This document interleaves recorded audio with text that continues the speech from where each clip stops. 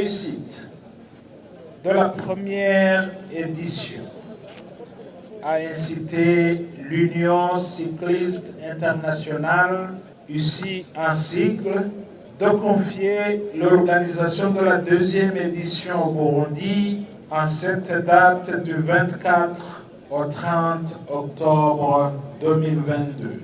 En marge du sport, les participants à ce tour auront à découvrir, sans nul doute, la beauté de notre pays, notamment le paysage et la verdure des montagnes. Cette activité initiée par la Fédération burundaise de cyclisme, c'est la deuxième fois qu'elle est organisée au Burundi et en Afrique, comme je viens de le signaler tout à l'heure.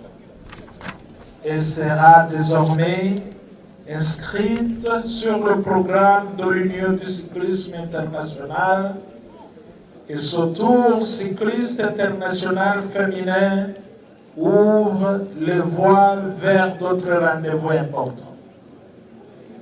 Le Burundi vient de réussir là où les autres ont peut-être échoué et cela n'a pas été facile.